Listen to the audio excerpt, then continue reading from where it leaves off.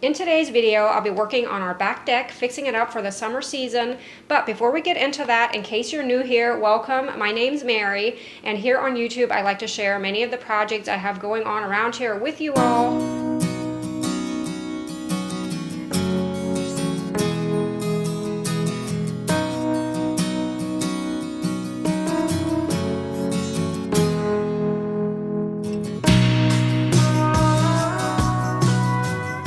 Our back deck is the space that we probably use the most during the summer months. It's easy accessible, it's just off of our kitchen, and our grill is out there, and just a little sitting area and a table. It probably won't be that much different from previous years, but the arrangement might be just a little bit different. So I'll turn the camera around and kind of show you what I plan to do.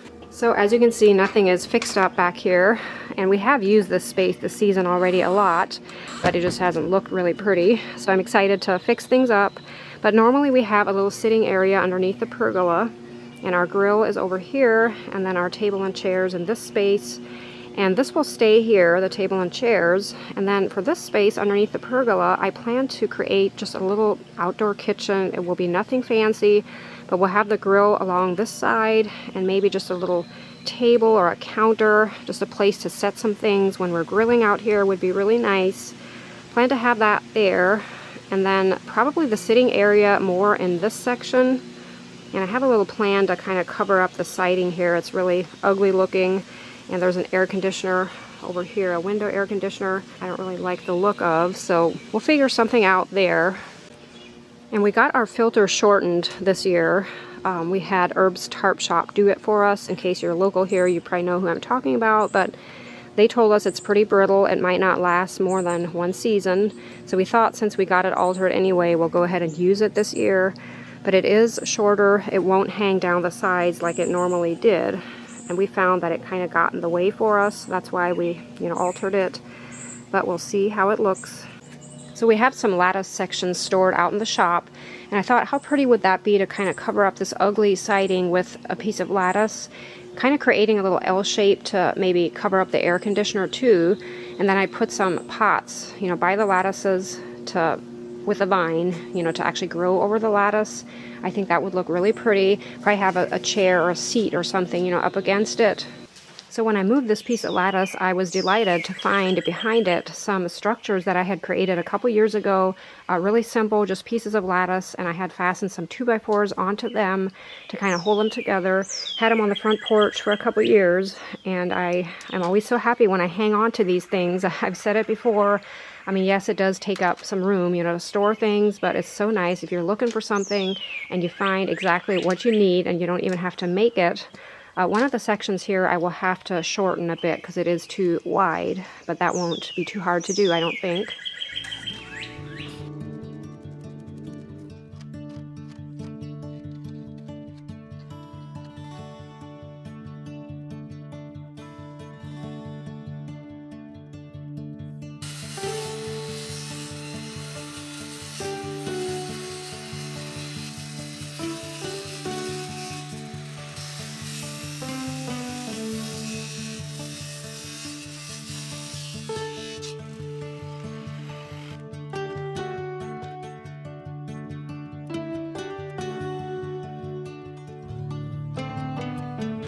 So after resizing the one lattice section, cleaning them up a bit, I'm ready to paint them.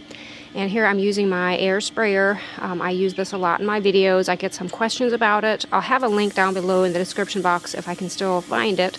But it runs right around $100 on Amazon, and I get one every 3 to 5 years, and I use it a lot, so it does last a long time. And it's a really handy tool to have on hand if you enjoy, painting. Especially in the summertime, I can go out in the driveway and spray paint. During the winter months, of course, here in Ohio, it's not as easy. And then often I'll just use a brush and a roller and do it inside. But it is definitely quicker, and it does a super job of getting everything nice and smooth. I do thin my paint down just a bit. I add water to it. And the consistency is usually maybe a little thinner than buttermilk. And you kind of have to test as you're painting to see what works for you. Often, sometimes I'll have it thinner than other times. I can just tell it goes through easier. But you can play around with it until you get it to that right consistency. .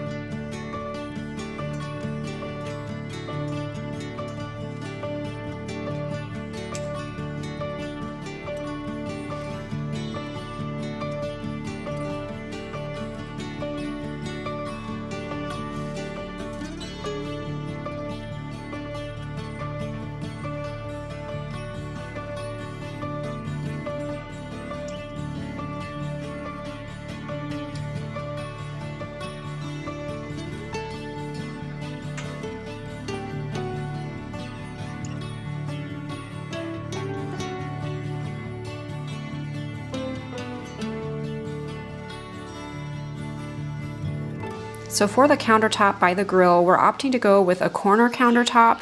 And I picked up this table in a thrift store earlier this year, and I paid $15 for it.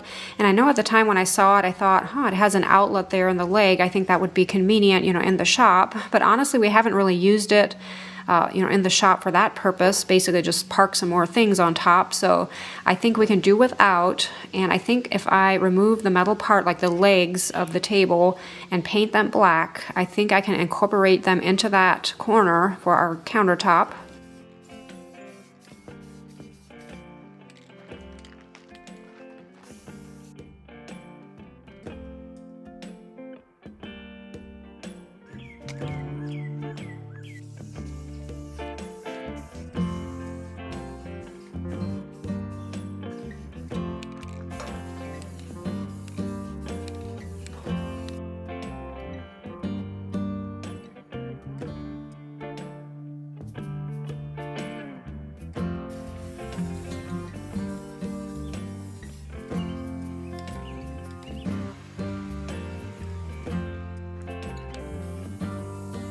We had this thick slab of wood that John had picked up at a local wood shop. I think the guy just wanted to be rid of it because he gave it to us for a really good price. I believe it's ash wood, and it's probably not maybe ideal wood to use on the outside, but being that we got it for next to nothing, we're going to try to see if we can use it for our countertop.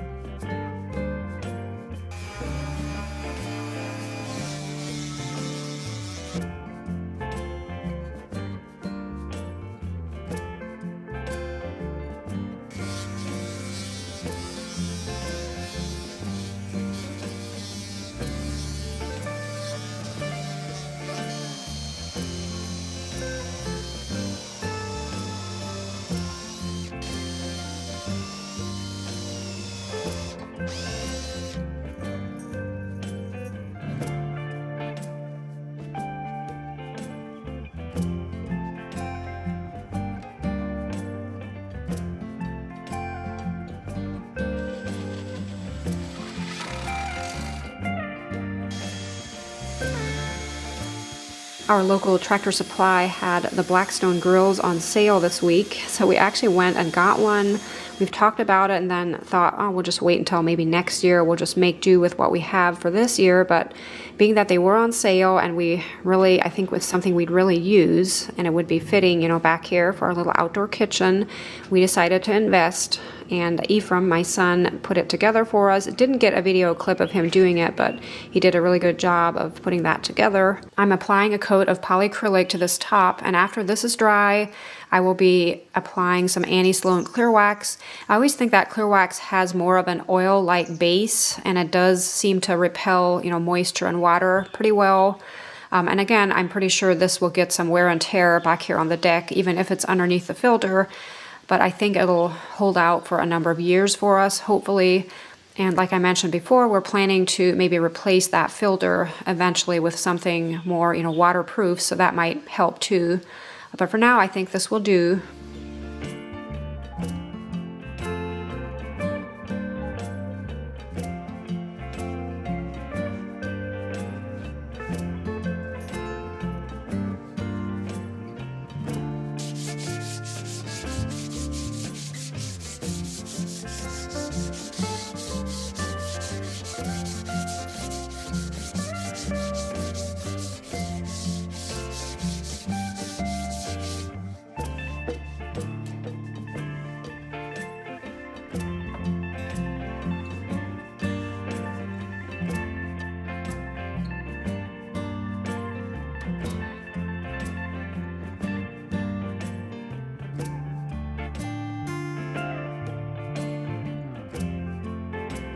I picked up these pretty petunias at a local greenhouse, and one of my goals this year was to plant different colored flowers than my usual, pinks and lavender and white. Not that I don't still love those, but just for something different. And I thought this color is so pretty. It's called Honey.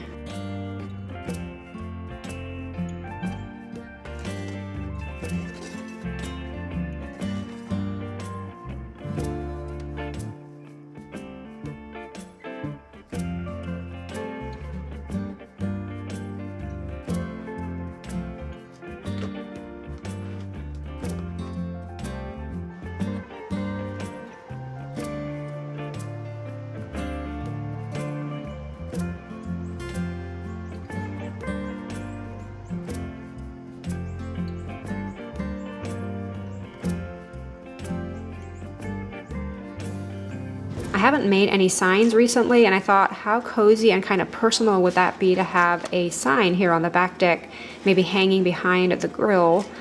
And I'm using my Silhouette Cameo here to cut it out. I used Canva to design it. As I was making this, I thought this would be a neat product to have on the Etsy shop in case you guys want something for your outdoor space, and this would be completely customizable. Like, you would have the option, of course, of your name and then even the space that you're putting it in. And if you have a favorite little slogan or just something you would want to add on the bottom, we'd probably keep the same, kind of format, but you'd just be able to customize it exactly how you would want it to look. So make sure to check out that on the Etsy shop if you're wanting a sign for your outdoor space. And I'll try to explain a little as I'm making this sign kind of how your decal would look if you decide to order one, which I think most people anymore kind of know how to apply these. It's not quite as new as it was at one point, but we do get some questions now and then how to apply them, and there's always little tips that help. Your decal, of course, would come with, brand new transfer tape over it. The transfer tape I'm using here is an old piece that we've used, many times over and over. That's why it looks the way it does. But we find that it's a lot easier if the tape isn't quite as sticky. But there's also a point where it needs to be replaced, and this piece is at that point. So one difference here from what I'm doing here to how yours would be is being that your transfer tape is brand new, you're going to work a little harder on getting the decal to stick to your surface. It's definitely doable, but it'll take a little more time. And it's best to, if you pull your transfer tape off of the vinyl, to kind of roll it back over, not just pull it up, just kind of roll it back. And that way, your decal will stay put a lot better. And probably just allowing a lot of time and, being patient is probably the best tip you're going to get here. It does, take some time, again, with the new transfer tape especially. And then if you want to mark your surface, like I sometimes use tape. I didn't mark anything here because this is obviously just for myself. And I actually ended up getting it just a little bit crooked, but I think it'll be okay. But normally if I make a sign for someone else, I would, mark everything and even put a piece of tape at the one corner, maybe two pieces of tape, and kind of mark my corner so I know exactly, after I've pulled my backing off, so that I know exactly where my decal should lay, if that makes sense. And the vinyl we use is really not intended for outdoor use or to be in direct weather, but honestly, I've bent the rules a bit with this and have used it on the outside, and I found that it actually does a really good job of staying put. I would probably advise to kind of have it over or underneath an overhang at least, or under a roof, but I'm not following my own advice here. This will hang in the direct weather, so I guess we can test it once more.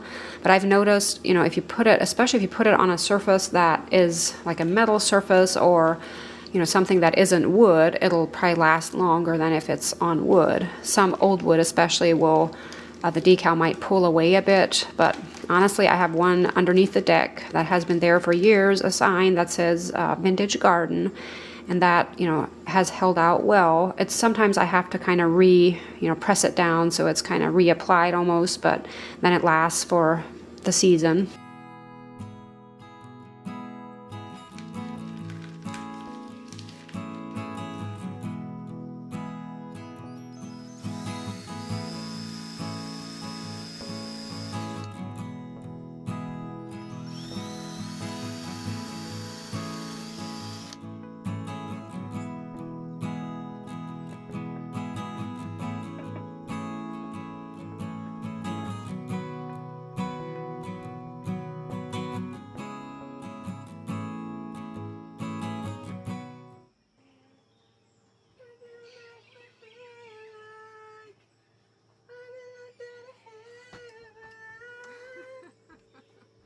So I'm going to move my herbs that I had in the kitchen out here for now, but I think eventually I want to fix some for this space because I feel like herbs is something that would be neat to have by the side of the grill, to snip off, as you're grilling.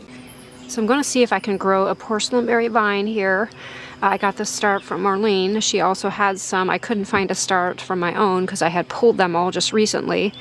It looks kind of wilted right now, but I have hopes that it'll start spinning up this lattice. This wicker furniture is from Menards last year we had gotten, so this is the second year.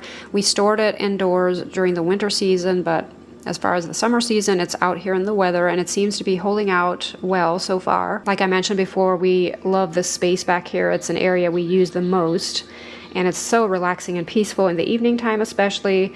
I'll sometimes, do some work out here, like computer work, and it's just fun to listen to all the nature sounds. Like you hear everything winding down, kind of getting ready for night.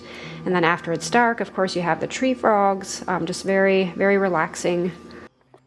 We do still have some of these crock candles available on the Etsy shop and the website.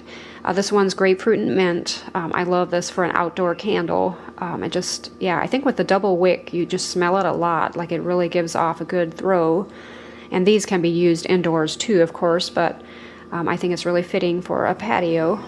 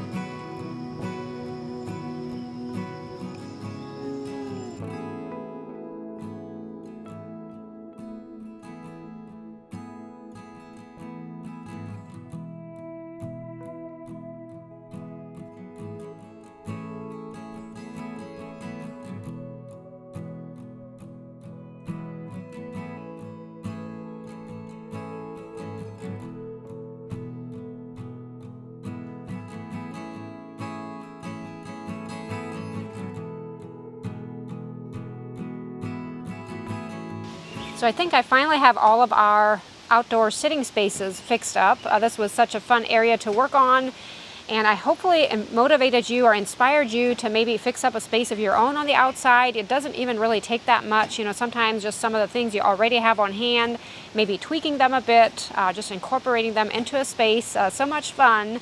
Before ending here, I have a new product. Well, it's not completely new, but a different product to show you. We have these crocheted animals on the website, and I have some animals I'm going to add to those. These are the cutest little farm animals that are crocheted. Here is a little pig, and there's a cow. Isn't that cute? And the lady that makes these does an amazing job with them. She's a mom of a friend of ours, and she does an amazing job with them. They are very well made, I promise you that. And then she has 3 small little animals here that will be added onto the line of crocheted plushies. There's a little fox, a chick, and a bluebird. So cute.